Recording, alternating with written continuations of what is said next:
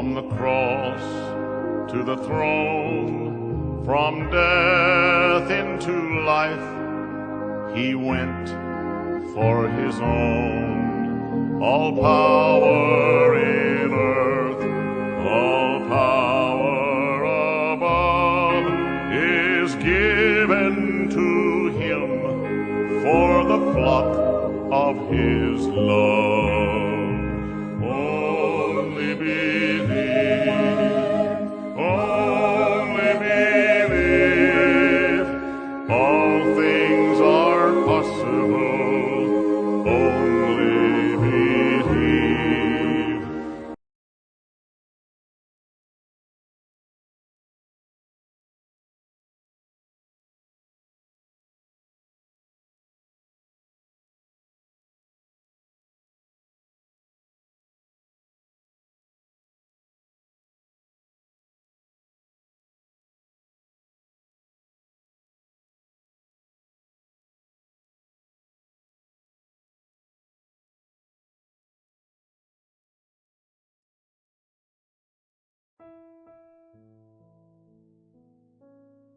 E a graça, a paz e a misericórdia de nosso Senhor Jesus Cristo esteja em cada coração. Deus os abençoe. Juntos mais uma vez para esta programação tão especial no livro de Êxodo, onde estamos meditando.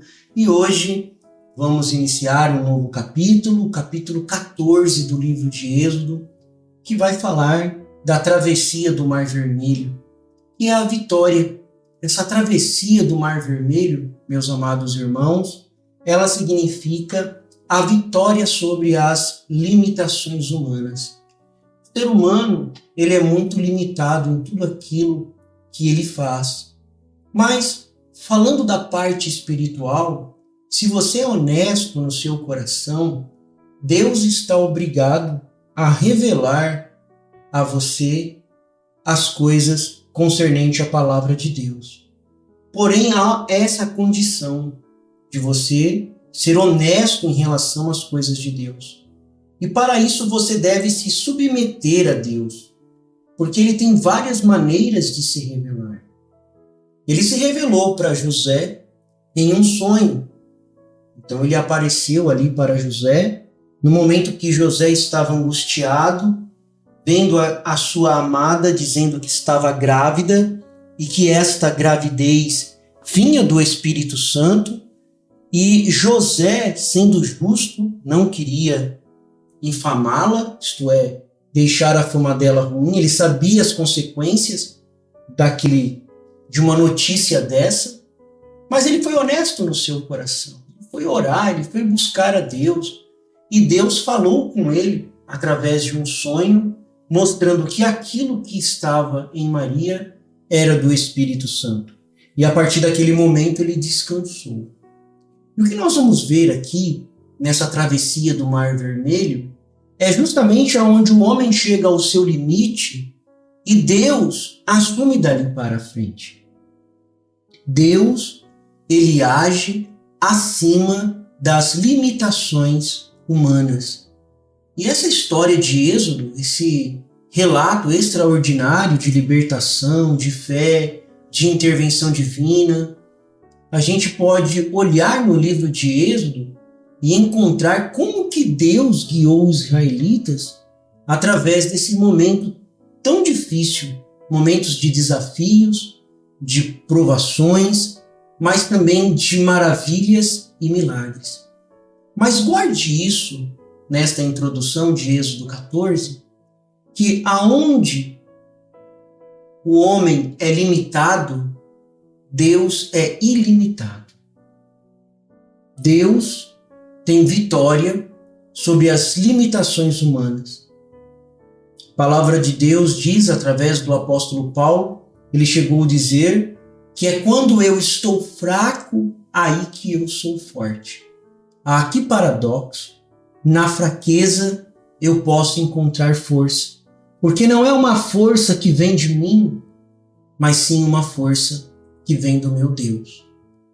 Nos versículos do 1 ao 9 de Êxodo 14, nós somos apresentados ao momento crucial em que Deus conduz os israelitas até aquela determinada região, enquanto o Faraó, movido pela obstinação do coração dele, decide persegui-los. Um coração obstinado sempre vai perseguir o Filho de Deus. O profeta de Deus para esta era, William Marion Branham, ele disse: eleito não persegue eleito. Quando você vira uma pessoa perseguindo a outra, pode ter certeza que ela não está ungida com o Espírito de Deus, mas ela está ungida com um espírito errado. Porque nós somos ensinados pelo profeta de Deus para esta hora, na mensagem O Som Incerto, que nós devemos respeitar o próximo, que nós devemos amá-lo. E detalhe, quer ele esteja certo, quer ele esteja errado. Amar uma pessoa que concorda com a gente, amar uma pessoa que está sempre de acordo com as nossas opiniões, uma pessoa com quem nós até simpatizamos, é fácil. Mas amar alguém, mesmo ele estando errado, mesmo nós não simpatizando humanamente com aquela pessoa, isso só através do Espírito Santo. E aqui nós vemos, no verso do 1 ao 9, um faraó obstinado no coração dele. Tem pessoas que a disciplina de Deus, ao invés de trazê-las a uma humildade de coração, uma humildade de espírito, faz com que elas fiquem mais endurecidas, mais obstinadas. Mas quando Cristo entra no coração, nós amamos os que não merecem ser amados. Como é bom ter profeta. Quando Cristo está no seu coração, você ama quem não merece ser amado. O profeta também nos ensina que nós nunca devemos ter um coração endurecido quando somos disciplinados por Deus. Mas Faraó decide então persegui-los. E a cada episódio que nós vamos vendo aqui retrata essa tensão entre o propósito divino e a resistência humana. Faraó é um exemplo disso, de resistir ao propósito divino. Ele faz isso. Deus tinha um propósito ali com aquele povo, mas Faraó estava resistindo ele. Nós vamos ver, aqui é só a introdução do capítulo 14, mas nós vamos depois ver cada uma dessas etapas aqui em detalhes ao longo da nossa programação. Estamos agora meditando um pouquinho nessa introdução, o que nós vamos ver do verso 1 ao 9, mas aí com mais detalhes. Deus tem um propósito. Cuidado para que você não seja encontrado como Faraó, resistindo ao propósito de Deus. Porque esse episódio, meus amados irmãos, ele retrata essa tensão entre o propósito divino e a resistência humana diante das circunstâncias adversas da vida. Deus permite que certas circunstâncias recaiam sobre a nossa vida, mas sempre com um propósito. E aí nós lembramos de Provérbios, capítulo 19, versículo 21, que se encaixa certinho aqui na nossa meditação, que diz assim: muitos são os planos no coração do homem, mas o que prevalece é o propósito do Senhor. Olha que bonito. Muitos são os planos no coração do homem, mas o que prevalece é o propósito do Senhor. E logo nós passamos aqui para o versículo de 10 a 14, e do verso 10 ao verso 14, nós testemunhamos a reação dos israelitas diante das dificuldades. Qual que é a nossa reação diante das dificuldades que nós enfrentamos em nossas vidas? A reação deles foi de se queixarem. Eles se queixam e se sentem desamparados. Mas Moisés, ele foi um instrumento escolhido por Deus para conduzi-los. Irmãos, Deus nunca deixa o seu povo na mão. Deus sempre está presente, independente da circunstância que nós teremos que enfrentar. E para isso sempre Ele nos dá a melhor arma que nós podemos ter, que é a sua palavra. E Ele enviou Moisés, o seu escolhido, o seu profeta, com uma mensagem para conduzir o povo, para consolar o povo com palavras de encorajamento, com palavras de fé. O Senhor Jesus Cristo, ali falando para o povo, numa certa ocasião, um povo que estava muito cansado, um povo que estava já entristecido com o sistema religioso da época, a carga que aqueles fariseus, saduceus colocavam sobre o povo era muito grande. O povo estava cansado de uma religião superficial, de uma religião que não conectava eles a Deus, mas sim a tradições. Porém, Deus levantou um profeta. Sabia? Jesus foi profeta. A Bíblia diz que ele foi varão, profeta, poderoso em obras. Então, podemos lembrar das palavras de Jesus em São Mateus, capítulo 11, verso 28, que diz: Vinde a mim todos que estáis cansados e sobrecarregados, e eu vos aliviarei. Então, nos momentos de tensões, ao invés de queixar, ao invés de ficar como os desesperançados, que significa estar sem esperança, nós devemos lembrar dessas palavras do nosso amado Senhor Jesus Cristo. Vinde a mim. Você está cansado? Você está sobrecarregado? Vá até Jesus e Ele vai te aliviar. Isto é promessa dele. E naquela circunstância onde eles estavam ali diante daquele mar, desesperançados, Deus tinha ali um profeta chamado Moisés, um instrumento escolhido por Deus para conduzi-los, para consolá-los com a palavra de fé. Em seguida, nos versos 15 a 20, Deus ele dá instruções a Moisés e uma maravilhosa intervenção divina ocorre. Como Deus é maravilhoso! Deus sempre instrui o seu profeta, e o teu profeta vai lá e instrui o povo de como deve fazer. A Bíblia diz: não havendo profeta, o povo se corrompe.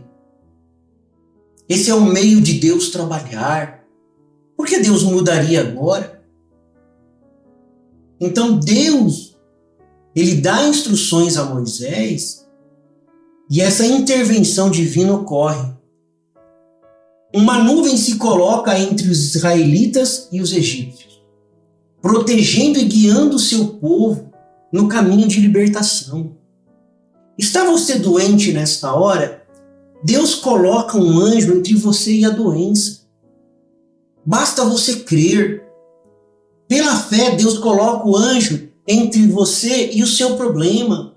Deus coloca o anjo entre você e a sua necessidade. Deus sempre está pronto para intervir divinamente nas nossas vidas e se colocar entre nós em qualquer circunstância que possa se apresentar. E aqui nós vemos a nuvem se colocando entre os israelitas e os egípcios, protegendo e guiando o povo no caminho da libertação.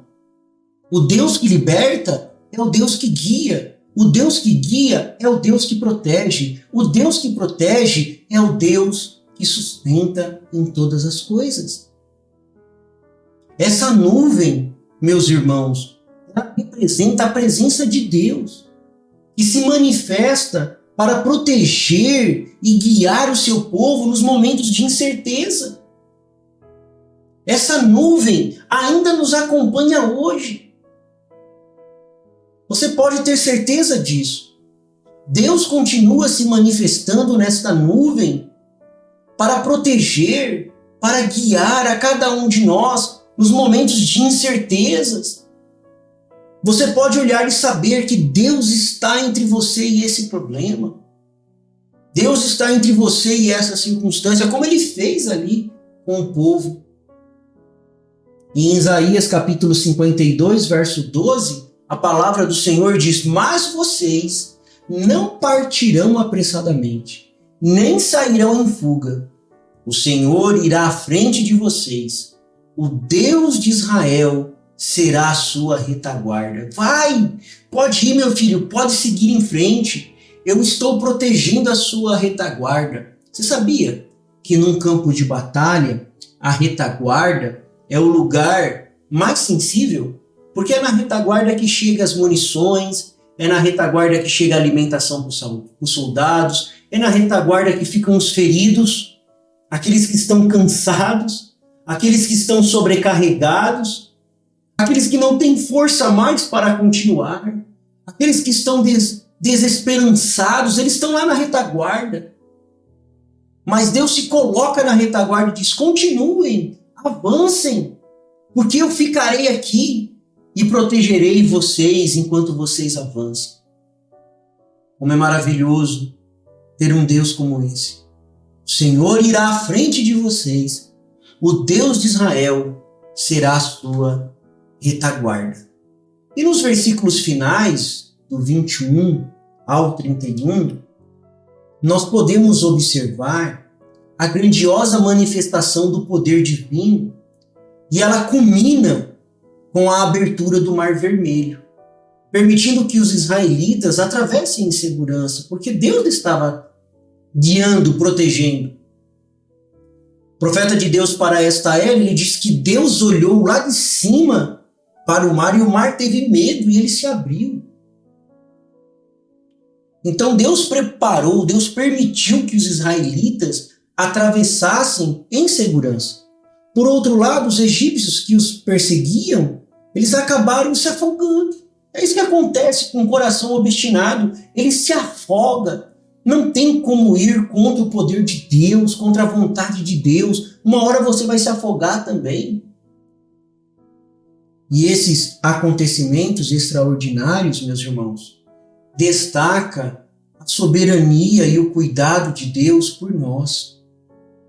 Ele é capaz de realizar maravilhas além da nossa compreensão humana. Então descanse em Deus. Jeremias capítulo 32, verso 27 diz assim: eu sou o Senhor, o Deus de toda a humanidade.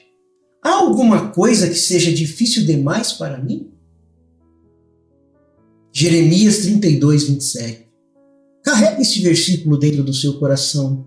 Quando você perceber que você chegou no limite das suas forças humanas, você lembre-se disso. Você se ajoelhe a Deus e em oração diga: Senhor, eu confio em toda a tua palavra. Não há nada difícil para ti, Senhor, porque o Senhor é o Deus que muda a circunstância. E para finalizar na mensagem testemunha, profeta de Deus para esta era, William Martin Branham, ele diz assim: tão logo que Israel saiu, sobre o sangue circuncidado, o Espírito Santo os guiou na forma de uma luz diretamente para o Mar Vermelho, e ali encurralado, montanhas de um lado, deserto do outro, o exército de Faraó se aproximando e o Mar Vermelho os interrompendo. Deus os dirigiu diretamente para aquele lugar. Por quê? Para obter glória. Então Moisés orou, e Deus lhe disse para marchar em direção ao mar, segurando sua vara na sua frente. E enquanto ele andava, o Mar Vermelho movia-se de um lado para o outro, exatamente através do Mar Vermelho. Por quê? O caminho de Deus seguia através dele. Sim, o profeta abriu o caminho para que o povo pudesse ser salvo, para que o povo pudesse ser liberto. Ele estava apontando para Deus. E hoje, irmãos, o Senhor Jesus Cristo abriu o caminho para nós, morrendo na cruz do Calvário. Que cada um de nós possamos receber esta grande libertação de Deus. O Senhor é a força da nossa vida. O Senhor nos livra dos males deste dia e nos guarde para a hora da sua aparição. Eu sou feliz com Jesus. Deus os abençoe, Deus os guarde. Até a próxima programação, se Deus assim nos permitir.